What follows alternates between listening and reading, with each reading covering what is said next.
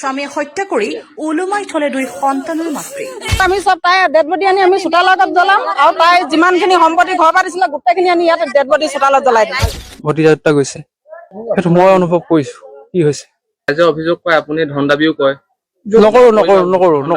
আকৌ এবাৰ লখিমপুৰত মৰ্মান্তিক ঘটনা এখন ঘটিলে। 2 সন্তানৰ মাতৃক হত্যা কৰি ওলোমাই ৰাখিলে স্বামীয়ে নিজৰ পত্নী। আচলতে কি ভুলটো কৰিছিল তেখেতৰ পত্নীয়ে, যাৰ বাবে নিজৰ স্বামীয়ে তেখেতৰ পত্নীক হত্যা কৰিবলগীয়া হয়? আচলতে কি ৰহস্য লুকাই আছে ইয়াৰ পিছত? কিহৰ বাবে নিজৰ স্বামীয়ে এনেকুৱা এখন দুৰ্ঘটনা ঘটাব পাৰে তেখেতৰ পত্নীৰ সৈতে? চলক আমি জানি ল'ম এই ভিডিঅ'টোৰ মাধ্যমত, তাৰপিছত আমি বিস্তাৰিত আলোচনা কৰিম ভিডিঅ' শেষত। আৰু আপুনি এই চেনেলটোত নতুন হৈ থাকিলে এতিয়া চেনেলটোক সাবস্ক্ৰাইব কৰি ৰাখক। তাতে মানে লগৰ মানুহ এজনী মানে লগৰ মানুহজনীয়ে ক'লে যে কি বোলে ৰাতিপুৱা বোলে গোটেই কলগছ কাটি গোটেই পাখু বোলে তাইক খেদি লৈ ফুৰিছে বোলে, মানুহজনী ডেথ হ'ল। আহিছো ইয়াত হুলস্থুল একদম, তাত ওলমি আছে ভিতৰত। তাৰপিছত ওলমি আছে মানে তাত ৰছীডাল কাটি থৈ দিছে। ৰছীডাল একদম ঘৰটোৰ ওপৰত মানে একেবাৰে ছটিটোৰ ওপৰত তাৰপৰা তাত আমাৰ সন্দেহ আছে যে কি তাইক মাৰি ওলমাই থৈ দিছে। উঠিবলৈ মেলিবলৈ একো সুবিধা নাই। কালিৰ পৰা এতিয়া ডেড বডি মেডিকেলত পৰি আছে। মানুহটো ইয়াত ঘৰত তামোল চুবাই ঘৰত বহি আছে। 2 দিনৰ আগৰ পৰা তাইক একেৰাহে আৰু কেইবাবাৰো মানে যৌতুকৰ কাৰণে তাইক, যৌতুক বুলি নহয়, তাইক মানে এই পইচা পাতিৰ কাৰণে ঘৰলৈ খেদি থাকে অত্যাচাৰ কৰি। সি খেদি থাকে ডেইলি। তাৰপৰা তাইৰ ঘৰলৈ যায় আহে মেলে, তাতো সি কেইবাবাৰো চোলা তোলা ফালি বুকু চুকু ফালি তাত অত্যাচাৰ কৰি থৈ আহিছে। আৰু কেনেবাকে ককাই ভাই মানে এনেকে ককাই ভাইক যদি ভণ্টি বুলি বা ককাইকে এনেকে হেঁচা মাৰি সি শেষাও চুবা মানে সন্দেহ কৰে তাইক, গম পাইছেনে? সন্দেহ মাজে মানে এতিয়া আমাৰ ইমান সৰু ছোৱালীজনী সি তেজ চোবা খাই বহুত মানে সি ডাঙৰ, বহুতখিনি বয়সস্থ মানুহ। তাই আমাৰ একেবাৰে সৰু ছোৱালী। এতিয়া ঘৰত বহি আছে, বিন্দাছ বহি আছে এতিয়া ঘৰখনত। পত্নী ঘৰ আমাৰ নতুন নপাম। ঘৰুৱা মানে সিহঁতৰ মতা মেকি মানে কাজিয়া। এইবোৰ কলগছ চব কাটি মেলি থৈ দিছে, এইবোৰ দেখিছে নহয়? বাৰীত গোটেই একদম পাকে অস্ত্ৰ এখন আছে বুলি কৈছে, একদম দীঘল অস্ত্ৰ এখন গোটেই পাখে একদম ঘূৰাই লৈ ফুৰিছে তাইক। আগৰ পৰা অত্যাচাৰ কৰে। সি আগৰ পৰা কৰি থাকে মানে, সি মানুহৰ আগত মৰম দেখাই থাকে, কিন্তু সি তলে ভিতৰ লগৰ তলে ভিতৰ পেহী সৰুৰ পৰা লৈ ইয়াত ডাঙৰ দীঘল কৰিছে। তাইক মই 1.5 বছৰ দিনৰ পৰা তোলা, মোৰ ঘৰতে তোলা। মোৰ মাক বাপেকক মই একো দায়িত্ব নাই। মই ছোৱালী, মই বিয়া নহলো। সেইকাৰণে মই সেই ছোৱালীজনীক মই নিজৰ কৰি পিনি লৈ পিনি ডাঙৰ কৰিলো। কৰি মই বিয়াও তুলিলো, পঢ়াই শুনাই মই তাইক 7 পাছো কৰালো। তাই বিয়া বয়স হোৱাই নাই দিবলগীয়া। সেহেঁতি গৈ পিনি দেখি ফুচলাই পিনি ছোৱালীজনী লৈ আনিলি তই ভাল মতে খোৱা পিন্ধোৱা কৰা হলে একোৱে নাই। ইমান অত্যাচাৰ কৰে। তাইক খেদি মেচিনটো কাঠ ফালা মেচিনটো বেয়া হল বুলি তাইক খেদি পিনি এদিন পঠিয়াই দিলে ঘৰলে। তাই কান্দি ঘৰত ওলালেগে। মই সুধিলো কি হ'ল? তাই কৈছে মোক বচা। কেলে? মোক বোলে মাৰি পেলাব এতিয়া। কেলে? বোলে সেই পইচা লাগে, মেচিনটো বেয়া হল। এতিয়া মই পইচা ক'ৰ পৰা পাম? মই একদম তটভুত খালো, মোৰ হাতত পইচা নাই, ছোৱালী মানুহ মই ক'ৰ পৰা পাম? সেইকাৰণে মই একদম এনেকে পিন্ধা কাপোৰ গৈ ডাকঘৰ পালোগে। মোৰ পইচা কেইটকামান আছিলে, সেই ডাকঘৰ পৰা আনি পিনি আকৌ যাৰ পৰা ধাৰ কৰি পিনি 30,000 নগদ আনি ঘৰত টমটমত আহি ছোৱালীকো লৈ আহিছো, আনি পিনি ঘৰত চঞ্জাই থৈ গৈছোহি। ছোৱালী দাবী কৰা নিচিনা মানে, পইচা আনগে যা তই পেহীহঁতৰ পৰা। মই কি সিদ্ধান্ত লাগে মানে তাক শাস্তি দিয়াটো বিচাৰিছো আমি। আমাৰতো ছোৱালীজনী গুচিয়ে গ'ল গোটেই জীৱনত, তাক মুঠতে শাস্তি দিয়াটো বিচাৰিছো আমি। ঘৰত আমি চব তাই ডেড বডি আনি আমি চোতালৰ আগত জ্বলাম আৰু তাই যিমানখিনি সম্পত্তি ঘৰৰ পৰা দিছিলে গোটেইখিনি আনি ইয়াত ডেড বডি চোতালত জ্বলাই দিম। ইমানে কথা। চব প্ৰশাসন চব যোগাযোগ কৰি আমি ইয়াত জ্বলাম বুলি সিদ্ধান্ত লৈছো। জ্বলাই দিম আমি। চব মহিলা, আমি মহিলা সকলো লৈ আহিছো, চব জ্বলাই দিম। সম্পূৰ্ণ মিছা, মই সেইটো একো কৰাই নাই। গাঁৱৰ মানুহে এতিয়া আপোনাক গোটেই মহিলা সমাজে আপোনাক ধিক্কাৰ জনাইছে আজি। তেখেতলোকে ভাবিছে আপুনি তেখেতক অত্যাচাৰ কৰি পিনি তেখেতক মাৰিব নে? আপুনি কলগছো কাটিছিলে। কলগছ কাটিছিলো, মই কুন্দা পেলাইছিলো, তাৰপিছত এই পাণত দিবলৈ কাটিছিলো সেইখিনি। হয়, আপোনাৰ এনেকুৱা অভিযোগ আহিছে, আপুনি কৰিছিলে নেকি তেনেকুৱা? নাই কৰা। এতিয়া আপোনাৰ ঘৰতে আপোনাৰ পত্নীক সৎকাৰ কৰিব। মোৰো ৰাইজ এখন আছে নহয়, মই ৰাইজৰ লগত চলা মানুহ, ৰাইজে যি পৰামৰ্শ দিয়ে। ঘটনাটো মই ঘৰৰ পৰা ওলাই গৈছিলো প্ৰায় 1-1:30 মান বজাত। তাৰপিছত মই গৈ কামৰ জেগা পাইছোগে, তেতিয়া ফোন কৰিছে মানে বোলে এনেকে ঘটনা এটা হৈছে। তেতিয়া প্ৰায় 3টা মান বাজিছে নেকি, 3:30 মান বাজিছে চাগে। চোৱা নাই, সময়টো চোৱা নাছিলো। আপুনি আপোনাৰ পত্নীৰ যিটো মৃতদেহ বৰ্তমান পোষ্টমৰ্টমৰ কাৰণে নিছে তালৈ আপুনি গৈছে নাই? মই যোৱা নাই। কিয় যোৱা নাই? কিয় যোৱা নাই? ছোৱালী যাবলৈ হাক দিছে যে মোৰ গাটো বৰ ভাল নাই, দুৰ্বল হৈ যিহেতু আছো। আপোনাৰ পত্নী, আপোনাৰ এটা অনুচনা থাকিব লাগিব, যিহেতু পত্নী আপোনাৰ ঢুকাইছে বা যিয়ে নহওক হয়, আপোনাৰ নিজৰ পত্নী, হয়। কাৰণ আপোনাৰ যোৱাটো এটা দায়িত্ব আছে, দায়িত্ব কৰ্তব্য আছে। আছিলে। কিন্তু আপুনি সেইটো কোৱা নাই। ছোৱালীজনীয়ে যাবলৈ দিয়া নাই, ছোৱালীজনী অকলশৰীয়া ঘৰত এতিয়া, সেয়েহে যোৱা নাই। যেতিয়া ৰাইজ যেতিয়া আপোনাৰ ঘৰত মানুহ এতিয়া তেওঁ নাইকিয়া হৈছে, এতিয়া ইয়াততো ৰাইজ আহি আছে, আপুনি যাব পাৰিলে নহয়? পাৰিলোহেঁতেন, ভতিজা দুটাই দায়িত্ব ললে, ভতিজা দুটা গৈছে, সেইটো মই অনুভৱ কৰিছো কি হৈছে। বিয়া হোৱাৰ 17-18 বছৰ বেছি হৈছে নেকি অলপ। আৰু ৰাইজে অভিযোগ কৰে আপুনি ধন দাবীও কৰে। নকৰো। ৰাইজে কৈছে, আমি কোৱা নাই, ৰাইজে তেওঁ অ, ক'ব পাৰে। আপোনাৰ পত্নীৰ পৰিয়ালৰ মানুহেও জনাইছে। মই নকৰো। আপুনি বহুতখিনি ক্ষেত্ৰত 30,000-40,000 পইচা উলিয়াই দিবলগীয়া হৈছে, আপোনাক ইয়াত মেচিন দিয়া হৈছিলে। এবাৰ বেয়া হৈছিলে, তাৰপিছত মই তাইক ভাল কৰি দিবলৈ কৈছিলো যে মোক পইচা ইমান দূৰ আনি দে বুলি, মোক তাক একো কোৱা নাই। আৰু মোৰ পইচা তাইক আনি ভাল কৰি দিব কৈছে। নহয়, নাই কোৱা। তাইক মই পইচা জমা থবলৈ দিওঁ, তাইক কৈছো যে তই কিমান জমা থৈছ, তোৰ তাৰপৰা উলিয়াই মোৰ এইটো ভাল কৰ।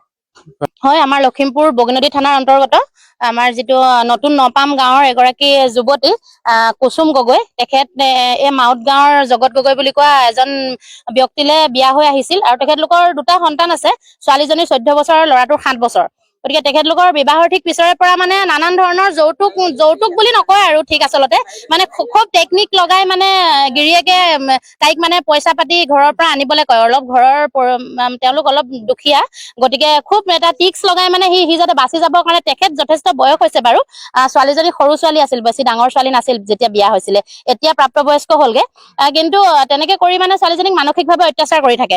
আৰু এটা মানে আপোনালোকক ক'ব বিচাৰিছো, যিহেতু আপোনালোকো সকলোৱে ইয়াতে মাতৃ পিতৃকে ধৰি মানে কাৰোবাৰ মা, কোনোবাৰ দেউতাক, কোনোবা যুৱক যুৱতী সকলো আছে, গতিকে আপোনালোকৰো এটা আবেগ অনুভূতি থাকিব লাগে এইটো কাৰণে, যিহেতু কালিয়ে তেখেতৰ কুসুম গগৈ মৃত্যু হৈছে, সেইটো তেওঁ হত্যাই কৰক বা মানুহগৰাকীয়ে নিজেই চুইচাইড কৰক, আমি সেইটো আইনে বিচাৰ কৰিব, আমি সেইটো বিচাৰ কৰিবলৈ যোৱা নাই। কিন্তু মানুহজনে ইমান ধুনীয়াকে তেওঁ চকী পাৰি বাৰান্দাত তামোল চুবাই বহি আছে, মানুহৰ আবেগ অনুভূতি বুলি কোৱা বস্তুটো নাই নেকি? তেওঁ নিজৰ মুখৰ যিটো এপ্ৰচ, তেওঁৰ মুখৰ ভংগীত, তেওঁৰ গোটেই বডি লেংগুৱেজে কয় যে আচলতে তেওঁ সম্পূৰ্ণৰূপে এইটোত মানে জগৰীয়া। আৰু তেখেত হত্যাকাৰী নহলে মানে মানুহে মুখত ইমান ফিলিংছ নথকাকে থাকিব নোৱাৰে। মানুহৰ মুখৰ সেইটোত চালে মানুহে গম পায় যে পৰিস্থিতিটো কি হৈছে। আপোনালোকে সকলোৰে চাগে মনত আছে, সৌ সিদিনা ঢকুৱাখানাত পংখী সন্দিকৈক মাৰিলে, আমাৰ গীতাশ্ৰী বুলি কয় আমাৰ নাওবৈচাৰ সেই ছোৱালীগৰাকীক মাৰিলে গিৰিয়েকে, তাৰ আগত কুঁহি বুলি এগৰাকী বিহপুৰীয়াত মাৰিছে। আমাৰ লখিমপুৰ ধেমাজিকে আদি কৰি আমাৰ যি গোটেই আমাৰ এই ওচৰৰ অঞ্চলকেইটা, এই অঞ্চলকেইটাৰ বোৱাৰী আচলতে এনেকুৱা ঘটনা আমাৰ ঘটা নাছিল, কিন্তু এইটো এটা বেয়া ধৰণৰ বীজাণু, মানে এইটো কিট, এইটো এটা বীজাণু এনেকুৱা ধৰণে আহিছে যে মানুহগৰাকীক এইটো আচলতে দৃষ্টান্তমূলক শাস্তি নহয়গেতো। যদি কেতিয়াও মানে এতিয়া পষ্টমৰ্টেম কৰি বডি আনিব, আপোনালোকে চাব পষ্টমৰ্টেম ৰিপৰ্ট অলপ দিন পিছত যেতিয়া আহিব অৰিজিনেলটো, তেতিয়া তাত লিখা থাকিব যে নৰ্মেল মৃত্যু। মানে তাত কিয় এইটো কৰা হয় আচৰিত কথা, কাৰণ সেই ডক্তৰজনো আওতালে আহিব নিবিচাৰে বা পুলিচ প্ৰশাসনো আওতালে আহিব নিবিচাৰে, গতিকে মানে নৰ্মেল মৃত্যু দি দিলে সকলো বাচি যায়। গতিকে আমি এইটো ক'ব বিচাৰিছো, আমি ছোৱালীজনী চোতালতে খৰি দিওঁ বা পিছফালে খৰি দিওঁ বা য'তে খৰি নিদিওঁ, কিন্তু ল'ৰা ছোৱালীকেইটা এগৰাকী মাকক হেৰুৱালে, এজনী মাতৃয়ে নিজৰ জীয়েকক হেৰুৱালে, আৰু তেওঁলোকৰ পৰিয়ালে, গোটেই পৰিয়ালে কি কৰিলে, নিজৰ আত্মীয় এগৰাকীক হেৰুৱালে। তাইকতো আমি ঘূৰাই নাপাম কেতিয়াও, তাইক আমি ঘূৰাই পাম জানো? কিন্তু এই মানুহজন আপোনালোকে ভিডিঅ' ল'ব, আপোনালোকে চাব, মানুহজন তেনেকে বহি আছে। তেওঁ অন্ততঃ ডেড বডিটো সন্মান দিব লাগিছিল, আমি এইটোৱে কৈছো। তেওঁ জীয়াই থকা দিনত যদি অত্যাচাৰে কৰিলে, তেওঁ এই মুহূৰ্তখনত তেওঁ ডেড বডিটোৰ সন্মান কৰিব লাগিছিল। এই সন্মান কৰিব নজনাৰ কাৰণে আমি এটা কথা ক'ব বিচাৰিছো প্ৰশাসনক, যদি তেওঁ আচলতে আইনে বিচাৰ কৰাৰ পিছত দোষী সাব্যস্ত হয়, তেওঁক কিন্তু দৃষ্টান্তমূলক শাস্তি দিব লাগিব, যাতে এনেকুৱা এটা ঘটনা নজিৰ থকা শাস্তি দিব লাগিব, যাতে এনেকুৱা ঘটনা দ্বিতীয়বাৰ আমাৰ ইয়াত ঘটিবৰ কাৰণে মানুহে 100 বাৰ ভাবিব লাগিব। কাৰণ এই সন্তান যিকেইটা, মই ছোৱালীজনীৰ কথা ক'বলৈ নাযাওঁ, আপোনালোকে ছোৱালীজনীৰ লগত কথা পাতিলে জানিব। ছোৱালীগৰাকী হোষ্টেলত থাকে, কস্তুৰবা হোষ্টেলত থাকে, তাই 6 নে 7ত পঢ়িছে। তেওঁ কালি হোষ্টেলৰ পৰা আহিছে, মাকৰ ঘটনাটো হোৱাৰ পিছতে ছোৱালীজনী আহিছে। আজি যেতিয়া তেখেতৰ লগত আমি ছোৱালীগৰাকীৰ লগত কথা পতা নাছিলো বাৰু, তাই নিজে মাত মাতিছে, যিটো নাবালিকা ছোৱালী, আমি কথা পতা নাই। তেওঁ নিজেই কৈছে যে আচলতে মায়ে এইটো কাম মানে দেউতাৰ গাত দুখ নাই, মায়েহে কৰিছে। তেতিয়াহ'লে আমি কি বুজিম, নাবালিকা ছোৱালী এগৰাকী কেনেকুৱা বাধ্য কৰি এই কথাখিনি কোৱা হৈছে, যাতে ঘৰখনৰ বাকীখিনি মানুহ বাচি যায়, ঘৰখনৰ বাকীখিনি মানুহ বাচি যাবৰ কাৰণে এইটো আচলতে কৰা হৈছে। ল'ৰাটোৱে যিটো 7 বছৰীয়া সন্তানটো, যদি ছোৱালীজনী নাবালিকা হয়, তাইৰ কথাটো যদি গুৰুত্ব নাই, তেতিয়াহ'লে ল'ৰাটো নাবালক হলে ল'ৰাটোৰ 7-8 বছৰ হৈছে, গতিকে তেওঁৰ কথাখিনিও গুৰুত্ব নহব লাগিব। গতিকে আৰু এটা আপোনালোকে চাওক, এইফালে ভিডিঅ' ফুটেজ ল'ব, সেইদিনাখনি যোৱা 2 দিন আগত, মানে 2 দিন নে এদিন আগত, মানুহগৰাকী কাটিবলৈ নাপায়, গোটেই কলগছ, কদম গছ কালি গোটেই কাটি খতম কৰি দিছে। আৰু এটা কথা, তেওঁ কাম কৰিবলৈ ওলাই গৈছে 12:30 বজাত। বজাত কালি আপোনালোকক একদম সৰু সৰু কথা কৈছো যে আপোনালোকে নটিচ কৰিব এই এজন মানুহ আছে লগত সেই মানুহজনক আমি সুধিছো তেওঁ কাম কৰিবলৈ গৈছে 12:30 বজাত ওলাই গৈছে তেওঁ আকৌ 12:30 বজাত কামৰ পৰা ঘূৰি আহি গছ কাটে তেওঁ গছ কটা মেচিন আছে গছ কাটি ফুৰে তেওঁ 2 বজাত আকৌ ঘৰৰ পৰা ওলাই গৈছে 2 বজাত ঘৰৰ পৰা যেতিয়া ওলাই গৈছে বাটত মানুহে লগ পাইছে লগ পোৱাৰ পিছত তেওঁ অপ্ৰস্তুত বোধ কৰিছে তেওঁৰ মুখত মানে অপ্ৰস্তুত বোধ কৰিছে যে তেওঁ কামৰ পৰা আহি 2 বজাত আকৌ ঘৰলৈ আহি কিয় ওলাই গৈছিলে সেই সময়কণে টাৰ্ণিং পইণ্ট মানে সেইকণ সময়তে তেওঁ গোটেই কামটো কৰি নিজকে ধোৱা তুলসী পাত সজাই মানে তেওঁ মই নিৰ্দোষী মই দুখী নহয় মানুহগৰাকী নিজেই মৰিছে ধৰি ললো মানুহগৰাকী নিজেই মৰিলে বোৱাৰী গৰাকী কুসুম গগৈ নিজেই সুইচাইড কৰিলে আমি ধৰিলো তেতিয়াহ'লে তাইতো চাইকো নাছিল তাই পাগল আছিল নেকি তাইতো চাইকো ৰাস্তাই ৰাস্তাই ঘূৰি ফুৰা তাই পাগল নহয় গতিকে তাইক এনেকুৱা ধৰণে মেণ্টেলি ৰেডি কৰি দিয়া হৈছে যে তই নিজেই সুইচাইড কৰ তেতিয়া গোটেই ঘৰখন বাচি যাব সেই এটা বুজাৰ পৰা তেওঁলোকে মুকলি হ'ব বুলি তেওঁ মানে এই কথাটো তেওঁলোকে মানুহগৰাকীক সুইচাইড কৰিবৰ কাৰণে বাধ্য কৰাই দিছে গতিকে আমি গোটেই মহিলা সমাজে আমি এটা সিদ্ধান্ত আজি ল'ব লাগিব প্ৰশাসনৰ লগত আমি কথা পাতিছো পুলিচ প্ৰশাসন আহিব আপোনালোক সামাজিক মাধ্যম আহিছে গতিকে এটা দৃষ্টান্তমূলক সিদ্ধান্ত হ'ব লাগিব আজি হয় মানুহগৰাকী আমি তেওঁলোকৰ চোতালত খৰি দিম যদি প্ৰশাসনে আমাক বাধা দিয়ে আমি বেলেগত খৰি দিয়াটো আমাৰ আপত্তি নাই কিন্তু ছোৱালীগৰাকীয়ে যিকেইটা ইমান কষ্ট কৰি পেহীয়েকে তুলি তালি ডাঙৰ কৰিছে যিকেইটা সম্পত্তি ছোৱালীজনীক দিছিলে গোটেই বস্তুখিনি সিহঁতি উলিয়াই দিব লাগিব আমি বডিৰ লগত আজি বস্তু চব জ্বলাই দিম কাটি দিলে নমস্কাৰ সেই ডেড বডিটো যেতিয়া ৰছীডাল কাটি দিলে কিজানি যিয়ে চাবা বুলি ভাবি কাটি দিলো বুলি কৈছে কাটি পিনে মই পানী চানী দিলো অকমান খুৱাই চাইছিলো এনেকে বুলি কৈছে তাৰপৰা সেয়া কোৱাৰ পিছত এই তাৰমানে কৰিলে কৰি পিনে তাইক পেলাই থৈ দিছে ভেকুলীজনী কথাই পৰি আছে এই তাৰপৰা দৰ্জা হুক মাৰি পিনে বন্ধ কৰি থৈ দিছে দৰ্জাখন ডেড বডি আছে মানুহ নাই সি আহি পিনে এই বাহিৰৰ ৰুমটোত চোফাৰত কম্বল লৈ শুই আছেহি এহেঁতি আহি দেখিছেহি এহেঁতি আহি পৰ্দা দাঙি চাইছে কম্বল লৈ শুই আছে এইও চাইছে এজনী ভনীয়েক মই বায়েক এইজনী বায়েক ছোৱালীজনী বায়েক মই বায়েক ডাঙৰ বায়েক মই এজনী নিজৰ বায়েক মই বৰমাকৰ জীয়েক এজনী নিজৰ ভনীয়েক তেতিয়াহ'লে আপোনালোকে ভাবি চাওক মানুহজনী মৰিলে অকস্মাত মৃত্যু হ'ল যেনিবা কলো এটা আত্মহত্যাই কৰিলে ইমান